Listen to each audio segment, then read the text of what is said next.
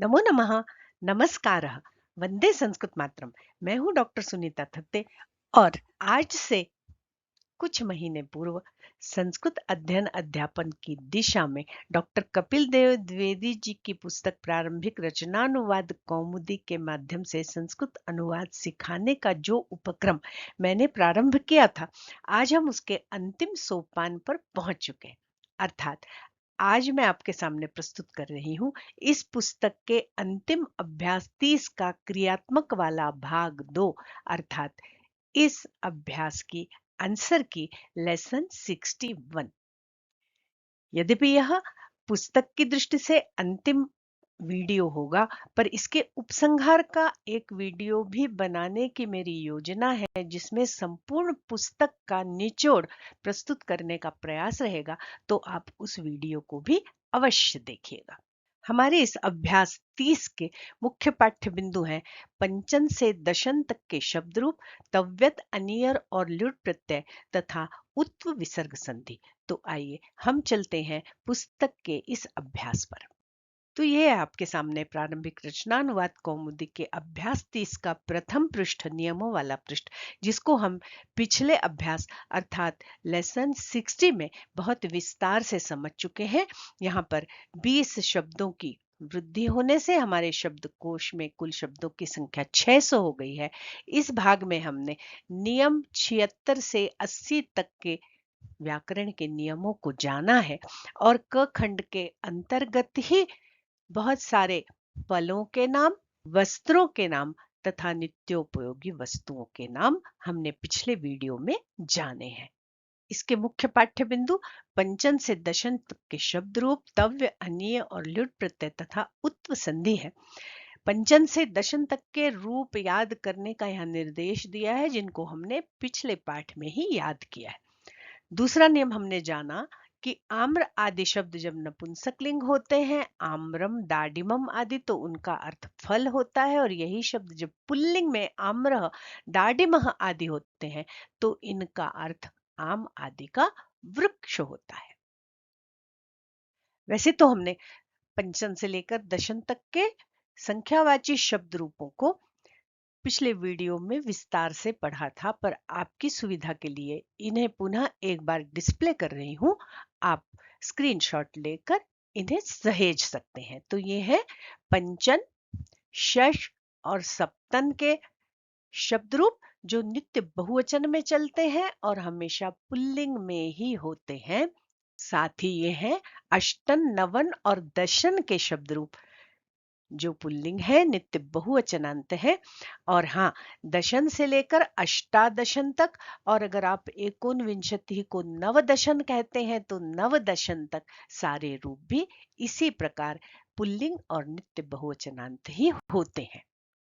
नियम 76 में हमने हशी च नाम की विसर्ग संधि को जाना, जिसके अंतर्गत अह को ओ हो जाता है, बाद में वर्ग का तीसरा, चौथा, पांचवा वर्ण आए या ह, य, र, ल, व में से कोई वर्ण आए तो, जैसे रामः गच्छति, रामो गच्छति, कृष्णः वदति, कृष्णो वदति, कह वा, को वा, बालः लिखति और बालो लिखति, जिसका विस्तृत विवरण जानने के लिए मैं आई बटन पर एक वीडियो लगा रही हूँ, उसे आप लोग देखकर हशी च संधि को विस्तार से समझ सकते हैं।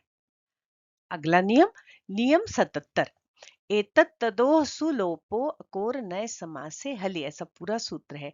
एतत् और तत् के अर्थात एशह और सह के सुलोपह, सु का विसर्ग का लोप हो जाता है। कब? आगे कोई हल हो तब, हलि मतलब आगे कोई व्यंजन हो तब। जैसे सह पठति, स पठति, सह लिखति, स लिखति, सह गच्छति, स गच्छति, और एशः गच्छति, एष गच्छति। यहाँ पर एक बार पुनः बताना चाह रही हूं कि वाक्य में यदि दो अलग अलग पद हो तो वहां संधि करना अनिवार्य नहीं होता, हमारी विवक्षा पर होता है। हम चाहें तो संधि करें और न चाहें तो न करें। तो हम सह पठति ऐसा लिखें तो भी सही है, और यदि हम संधि करके सपठति लिखते हैं तो भी सही है। मतलब अगर किसी ने सपठति लिखा है तो उसे हम गलत न समझें। आगे नियम 78 और 79 में हमने दो महत्वपूर्ण प्रत्यय पढ़े, तव्य और अनीय। ये दोनों प्रत्यय चाहिए अर्थ में धातु के साथ लगते हैं। तो पहले हम देखते हैं नियम 78, जहां कह रहे हैं चाहिए अर्थ में धातु के साथ तव्य या तव्यत प्रत्यय लगता है, और यह प्रत्यय लगने पर धातु को गुण हो जाता है, माने धातु का जो अंतिम स्वर होता है उसे गुण हो जाता है। जैसे क्रुधनतव्य, तो क्रू के री को गुण हुआ, बना कर्तव्यम। इसी तरह री तव्य हर्तव्यम, लिख तव्य, लिख के ई को गुण हो गया, लेख बना, और फिर सेट धातु है उसमें ई की मात्रा लगी, लेखितव्यम। पठतव्यत पठितव्यम, गंतव्यम हसितव्यम, वक्तव्यम आदि ऐसे रूप बनते हैं। इसका विस्तृत वीडियो बनाकर मैं आई बटन पर लगा दूंगी। अब चलते हैं नियम 79 पर। कह रहे चाहिए अर्थ में धातु के साथ अनीय प्रत्यय भी लगता है, माने तव्य भी लगता है, अनीय भी लगता है, और यहाँ भी धातु को गुण होता है। कह रहे तव्य और अनीय के साथ कर्ता में तृतीया और कर्म में प्रथमा विभक्ति होगी। तो कर्ता में तृतीया जो है वो कर्तृवाच्य में नहीं होती, वो कर्मवाच्य और भाववाच्य में होती है। इसका तात्पर्य यह हुआ कि तव्य और अनीय प्रत्यय से बनने वाले कृदंत शब्दों का प्रयोग कर्तृवाच्य के वाक्यों में नहीं कर सकते, उन्हें कर्मवाच्य और भाववाच्य के वाक्यों में ही हमें प्रयुक्त करना होगा। तो फिर अब हमें यहाँ पर वाच्य परिवर्तन की पुनरावृत्ति करना भी आवश्यक है, इसलिए उसका वीडियो मैं ऊपर आई बटन पर लगा रही हूँ। आप कर्मवाच्य और भाववाच्य को अच्छी तरह से समझें। यहाँ कह रहे हैं इनके रूप कर्म के अनुसार चलेंगे, क्योंकि इनका प्रयोग जब चाहिए अर्थ में करते हैं तो क्रिया के स्थान पर किया जाता है, और कर्मवाच्य में क्रिया कर्मानुसारिणी होती है, तो इनके रूप भी कर्म के अनुसार चलेंगे। जैसे मया भोजनम, तो कर्तव्यम करणीयम। भोजनम नपुंसकलिंग प्रथमा एकवचन में, तो कर्तव्यम करणीयम का भी प्रयोग वैसा ही हुआ। पर त्वया पुस्तकानि बहुवचन में गया नपुंसक लिंग के, तो पठितव्य शब्द भी पठनीयानि या पठितव्यानि। मया लेखः, तो लेखनीय। पर इन्हीं तव्य और अनियर प्रत्यय का प्रयोग जब हम भाववाच्य के वाक्यों में करेंगे तो वहां पर क्रिया नपुंसक लिंग एक वचन में होगी, जैसे मया हसितव्यम। इन दोनों प्रत्ययों से बने कृदंतों का प्रयोग योग्यता के अर्थ में विशेषण के रूप में भी होता है, यथा दर्शनीयम स्थलम, श्रवणीया कविता। तो ऐसे प्रसंग में विशेषण विशेष भाव का भी ध्यान रखना होता है, इसलिए विशेषण विशेष से संबंधित वीडियो भी मैं यहाँ ऊपर आई बटन पर लगा रही हूँ। अगला नियम, नियम 80। भाववाचक शब्द बनाने के लिए धातु से ल्युट प्रत्यय होता है। ल्युट का अन बचता है, अर्थात ल्युट को अन आदेश हो जाता है, ये न हल नहीं है, ये हमें ध्यान रखना है। अब यहाँ पर ये जो प्रत्यय है ल्युट प्रत्यय, मैंने आपको पिछले वीडियो में बताया कि ये अत्यंत महत्वपूर्ण प्रत्यय है प्रारंभिक स्तर के छात्रों के लिए, क्योंकि इससे बने हुए कृदंत के साथ हम क्रू धातु का प्रयोग करके कठिन से कठिन धातुओं का भी रूप न आने पर भी वाक्यों में प्रयोग कर सकते हैं। जैसे हंति के स्थान पर हननम करोति, रोदिति के स्थान पर रोदनम करोति, या शेते के स्थान पर शयनम करोति आदि। धातु को गुण होता है, अर्थात धातु का जो अंतिम स्वर है उसको यहाँ पर भी गुण होता है, और ल्युट प्रत्यय से बनने वाले शब्द नित्य नपुंसक लिंग में ही चलते हैं। कैसे बनेगा? धातु को गुण होगा तो क्रुक हो जाएगा कर, और ल्युट का बचा अन, तो कर अन, और फिर दोनों को जोड़ा तो वहां संधि का नियम काम करेगा। रसाभ्याम नोण समान पदे अटकुपवांग नुम व्ययपि, और अन को हो गया अण, और हमारा शब्द बना करणम। क्रू करणम, रू हरणम। पठ से पठनम, गम से गमनम, लेख से लेखनम, भाषण से भाषणम, रू से हरणम, भ्रू से भरणम, और स्था से स्थानम आदि यहाँ पर शब्द बनेंगे। इससे संबंधित वीडियो भी बनाकर एंड स्क्रीन पर या डिस्क्रिप्शन बॉक्स में लगा दूंगी। अब चलते हैं क्रियात्मक वाले पृष्ठ पर उससे पूर्व आई बटन पर जाकर लेसन 60 को देखें और नियमों तथा अवधारणाओं को भली भांति समझ लें। तो यह है आपके सामने अभ्यास 30 का क्रियात्मक वाला पृष्ठ। यहाँ कुछ उदाहरण के वाक्य आपके लिए दिए गए हैं। मुझे पुस्तक पढ़नी चाहिए। तो या तो हम यहाँ पर विधिलिंग लकार का प्रयोग करके भी वाक्य बना सकते हैं, पर यहाँ चूंकि हम तव्य और अनियर प्रत्यय को पढ़ रहे हैं तो यहाँ कर्मवाच्य में वाक्य बनेगा मया पुस्तकम पठितव्यम या पठनीयम, मेरे द्वारा पुस्तकम माने पुस्तक, पठितव्यम पठनीयम वा पढ़ी जानी चाहिए, ऐसे वाक्य बनेंगे। मया भोजनम खादितव्यम, मेरे द्वारा भोजन खाया जाना चाहिए। त्वया ग्रामः गंतव्यः, तुम्हारे द्वारा गांव जाया जाना चाहिए। त्वया मया अस्माभिः वा। अब देखिए यहाँ पर कर्मवाच्य में हम जानते हैं कि क्रिया पर प्रभाव पड़ता है केवल कर्म का। तो ये कार्यम चूंकि एक वचन में है नपुंसकलिंग, तो त्वया कार्यम करणीयम, मया कार्यम करणीयम, अस्माभिः वा कार्यम करणीयम, कर्तव्यम वा। त्वया पुस्तकानि पठनीयानि। यहाँ तक तो ये तव्य और अनीय प्रत्यय के प्रयोग थे। अब आगे जो हमने दूसरे शब्द पढ़े उनका प्रयोग करके कुछ उदाहरण है। अस्मिन वने, इस वन में। आम्राः, दाडिमाः, बदर्यः, कदल्यः, बिल्वाः च संति। इनके वृक्ष हैं, क्योंकि हमने पढ़ा कि जब ये शब्द पुल्लिंग होते हैं तो वृक्ष का अर्थ देते हैं। अस्मिन उपवने, और जब नपुंसकलिंग में होते हैं तो फल का अर्थ देते हैं। तो अगला वाक्य उसी संबंधित है। अस्मिन उपवने, इस बगीचे में। आम्राणी, दाडिमानी, द्राक्षा फलानी, कदली फलानी च संति, कि इस वन में आम, अनार, अंगूर और केले के फल हैं। अब संख्याओं का विविध विभक्तियों में प्रयोग देखिए। यहाँ पर तृतीया में प्रयोग किया है बहुवचन में। पंचभी, षड्भी, सप्तभी, अष्टभी, नवभी वा छात्रैः, 5, 6, 7, 8 या 9 छात्रों के द्वारा एतत् कार्यम करणीयम, यह कार्य किया जाना चाहिए। देखिए अन्य प्रत्यय का भी प्रयोग और संख्याओं का भी प्रयोग। अब आगे चलते हैं, पर उससे पूर्व चैनल को सब्सक्राइब करें। वीडियो पसंद आए तो उसे लाइक करें, अपने अच्छे कमेंट्स अवश्य करें, इसे अपने मित्रों एवं छात्रों के साथ शेयर करें ताकि मेरे श्रम का लाभ अधिकाधिक छात्रों को मिल सके। और हाँ, इसे हाइप करना न भूलें। इस प्रकार संस्कृत के प्रचार प्रसार में आप मेरे सहयोगी बन सकते हैं। तो यह है संस्कृत बनाने के लिए हिंदी में वाक्य।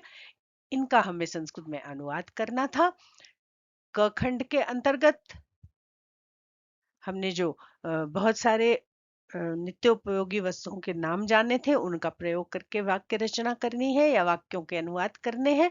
ख खंड के अंतर्गत देखिए, मुझे पुस्तक पढ़नी चाहिए, मतलब तव्य और अन्य प्रत्ययों का प्रयोग करते हुए अनुवाद करने हैं। और ग खंड में हमने जो अभी संख्याएं पढ़ी, उन संख्याओं का प्रयोग करते हुए अनुवाद करने थे तथा कुछ सामान्य वाक्यों के हिंदी से संस्कृत में अनुवाद करने थे। तो आइए अब हम चलते हैं इन सारे हिंदी वाक्यों की आंसर की पर अपने उत्तरों की जांच कीजिए। मेरे लिए सवारी लाओ। मह्यम, मेरे लिए। यानम, आनय। शरीर की सफाई करो, मतलब शरीर को स्वच्छ करो। तो शरीरम स्वच्छम कुरु, शरीरम शुचि कुरु, पवित्रम कुरु, या फिर शरीरस्य स्वच्छताम कुरु, ऐसा वाक्य भी आप बना सकते हैं। वह प्रतिदिन आम, अनार, अंगूर और केला खाता है। वह प्रतिदिन, सह प्रतिदिनम, आम्रम, अनार, दाडिमम, अंगूर, द्राक्षा फलम और केला खाता है। कदली फलम च खादति। तू जामुन, बेल और बेर खाता है। तू खाता है, त्वम खादसी। क्या क्या? जामुन, जम्बू फलम, बेल, बिल्व फलम, बेर, बदरी फलम च खादसी। त्वम जम्बू फलम, बिल्व फलम, बदरी फलम च खादसी। अब यहाँ नित्योपयोगी वस्तुएं और वस्त्रों के नामों का प्रयोग करना था।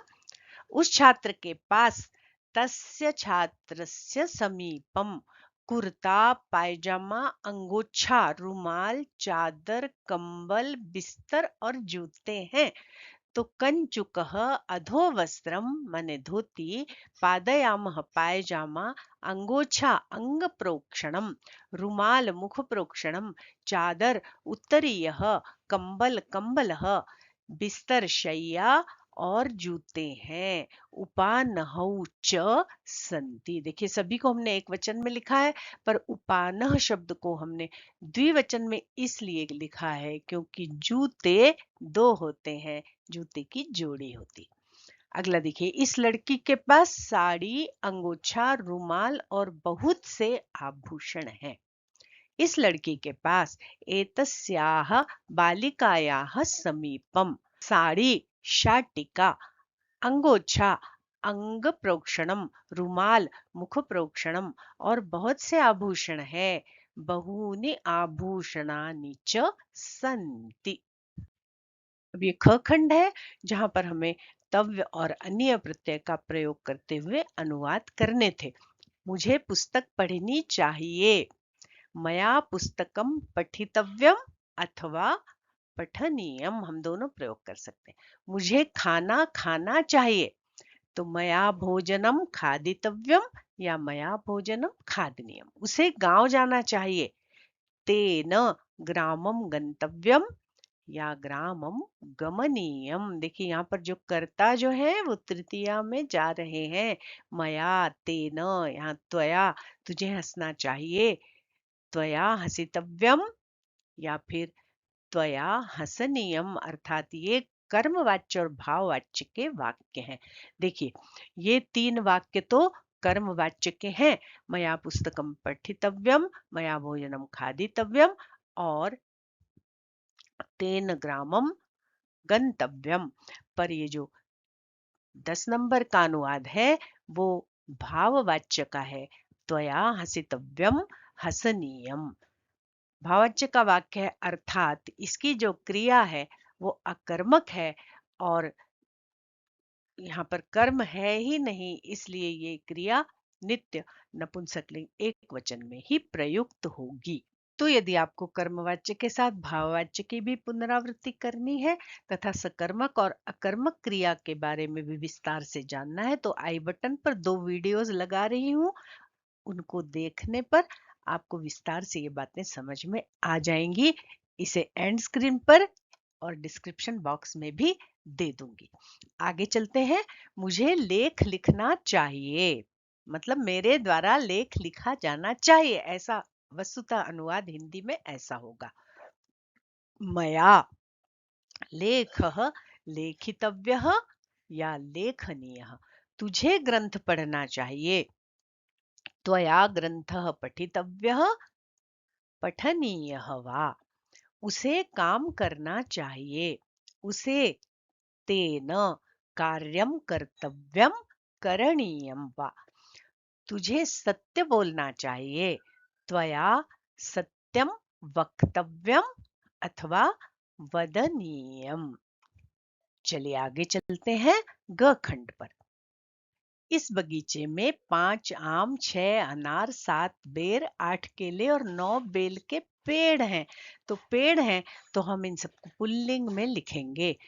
इस बगीचे में अस्मिन् उपवने 5 आम, 5 आम्राः, 6 अनार, 6 दाडिमाः, 7 बेर, 7 बदर्यः, 8 केले, 8 कदल्यः और 9 बेल के पेड़ हैं। नव बिल्वाः च सन्ति। 5 छात्रों ने यह पुस्तक पढ़ी है। तो पंच छात्राः एतत् पुस्तकम् अपठन्, या फिर यहाँ पर हम तवतु प्रत्यय का प्रयोग करके पठितवन्तः ऐसा प्रयोग भी कर सकते हैं। 10 छात्रों का आज भाषण होगा। दशानाम छात्राणाम, छात्राणाम षष्ठी का बहुवचन है तो दश को भी हम षष्ठी बहुवचन में ले गए। दशानाम छात्राणाम अद्य भाषण होगा। भाषणम भविष्यति। सदा सत्य बोलो, धर्म करो, यत्न करो, सुखी हो और सदा यश पाओ। सदा सत्यम वद, धर्म करो, धर्मम कुरु, यत्न करो,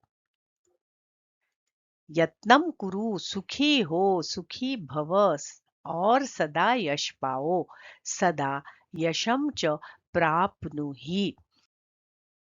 अब अशुद्ध वाक्यों का शुद्धिकरण देखिए। हम भोजनम खादितव्य, अभी हमने नियम जाना था कि तव्यत और अन्य प्रत्यय के साथ हमेशा कर्मवाच्य का या भाववाच्य का वाक्य होगा, मतलब कर्ता तृतीय में होगा। यहाँ पर कर्ता प्रथमा में है, अहम भोजनम खादितव्य, ऐसा नहीं होगा। हमारा वाक्य बनेगा अहम के स्थान पर मया, मया भोजनम, और फिर चूंकि भोजनम नपुंसक लिंग एक वचन में है तो ये खादितव्य भी अशुद्ध होगा, वो भी नपुंसक लिंग प्रथमा के एक वचन में जाएगा खादितव्यम। शुद्ध वाक्य बनेगा मया भोजनम खादितव्यम। स कार्यम कर्तव्य, यहाँ पर भी ये स तृतीया में जाएगा, सह के स्थान पर होगा तेन कार्यम, और फिर कार्यम की तरह ही कर्तव्यम होगा, कर्तव्य नहीं। और हमारा शुद्ध वाक्य बनेगा तेन कार्यम कर्तव्यम। अब कह रहे हैं चौथे बिंदु में कि दो ख को बहुवचन में बदलो। तो अभी दो ख में हमने जो अनुवाद किए हैं उनको हम बहुवचन में बदलते हैं।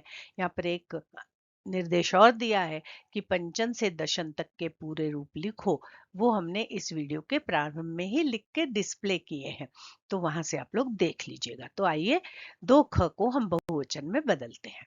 यहाँ पर हमने अभी जो दो ख के हिंदी से संस्कृत में अनुवाद एक वचन में किए थे वो लिखे हुए हैं। अब हमको इन्हीं अनुवादों को बहुवचन में परिवर्तित करना है।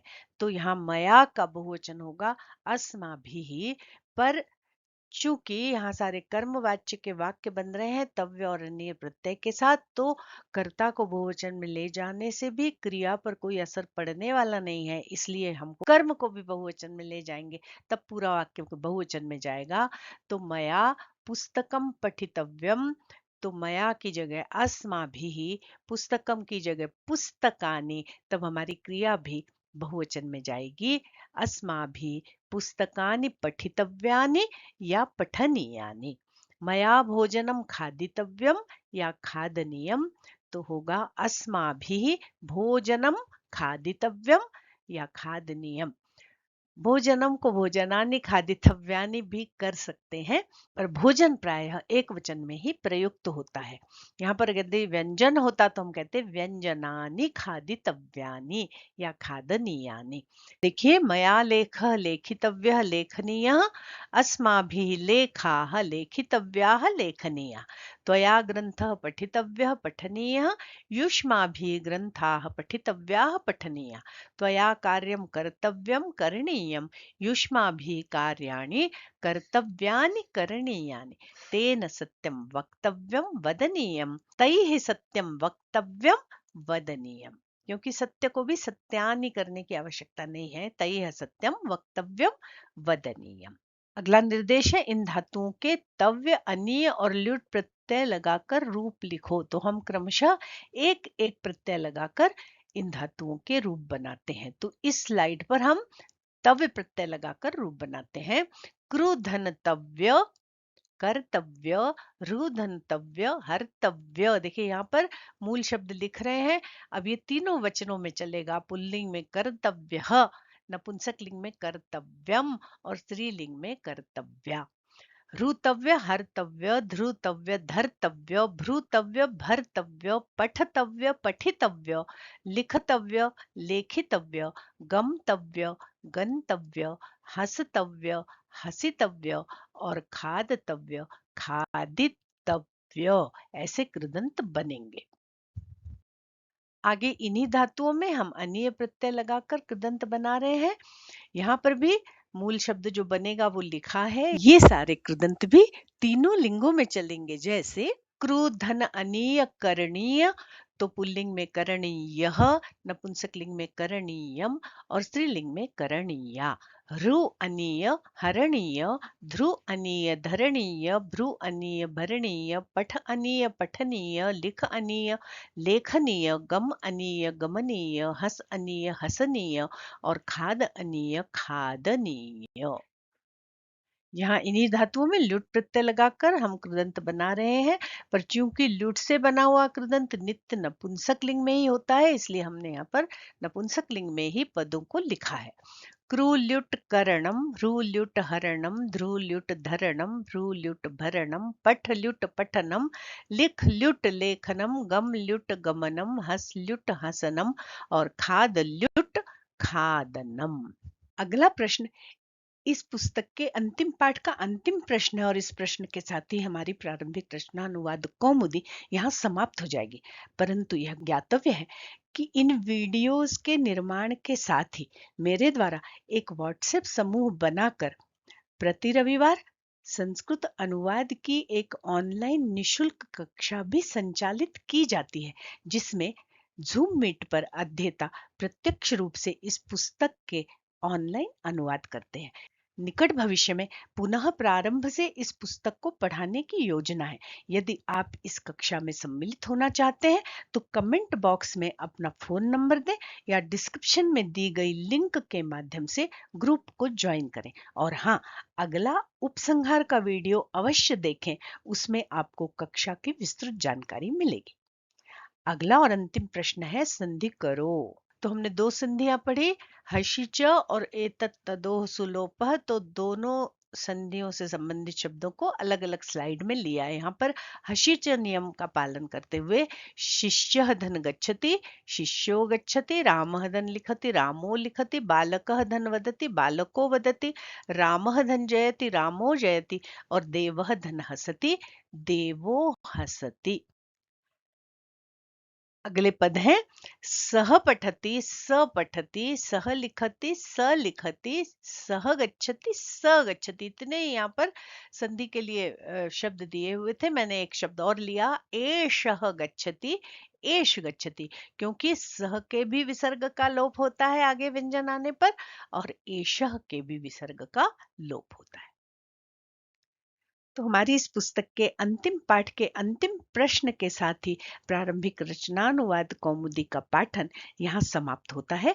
हम बहुत शीघ्र मिलेंगे इसी पुस्तक के उपसंहार के वीडियो के साथ। पुनः बता रही हूँ कि यह वीडियो बहुत महत्वपूर्ण होने वाला है, इसे अवश्य देखें क्योंकि इसमें आपको अगली कक्षा की समस्त जानकारी मिलने वाली है।